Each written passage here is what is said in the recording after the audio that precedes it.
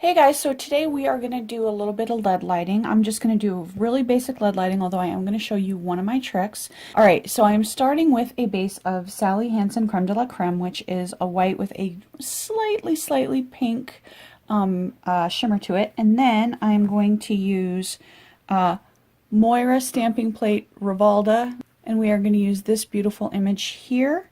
And I'm going to go ahead and use Kaleidoscope Black. And there you go. Now I'm going to go ahead and stamp the other nails. Alright, so the trick with lead lighting is finding a polish that is thin enough that you're going to be able to apply it over your image and still be able to see what you've stamped below it. So this one here is Zoya Paris. It's one of the Jelly Brights that that Zoya just put out, and it's meant to be a buildable jelly. I'm also going to be using another one of the Zoya Brights, Zoya Alia. I'm going to be using Zoya Sherry, which I just happen to know is also good for lead lighting because I have tested it out. And the same thing with Zoya Frida, which is a green. So let me first show you how that works. So I'm going to take a little bit of Zoya Paris here, and I'm just going to throw it right on down in my workspace. I'm going to put a fair amount, but it does dry out, so I don't want it to get too dry before I do my thing.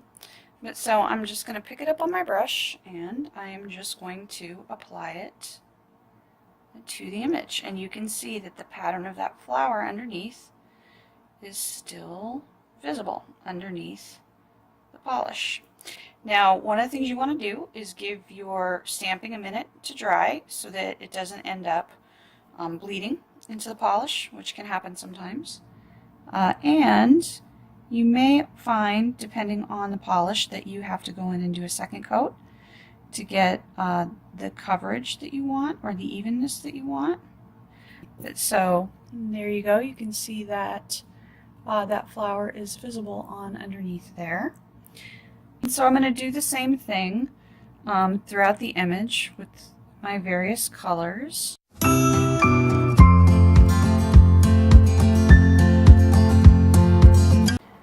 Some people do this with a dotting tool. I find just personally that I like the control of a brush better. In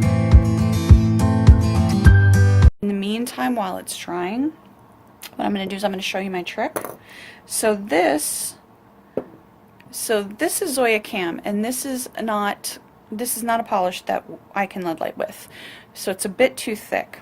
So what happens when I don't have a color that is already kind of ready to go with lead lighting, here's what I do. I take it, and then I take some top coat, sèche vite. Fast drying is actually not ideal in this case, and I go about 50-50. In this case, I've got a little bit more than 50-50. Mix it up, and what that's going to do is it's going to thin it down enough that now I'm going to be able to lead light with it. And whatever percentage you do, if you do like a 50-50 ratio, make sure you stick with that, because if this polish dries up and you need to mix some more for the rest of your mani, you want to know what the right proportion is so you can get the color right.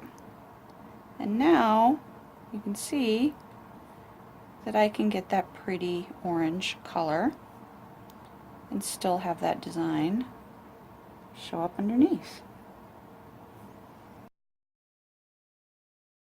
So also, if you use this technique, again, test it out before you do it. I did. That's how I knew it was going to work. Now, of course, all that's left to do is top coat and clean up.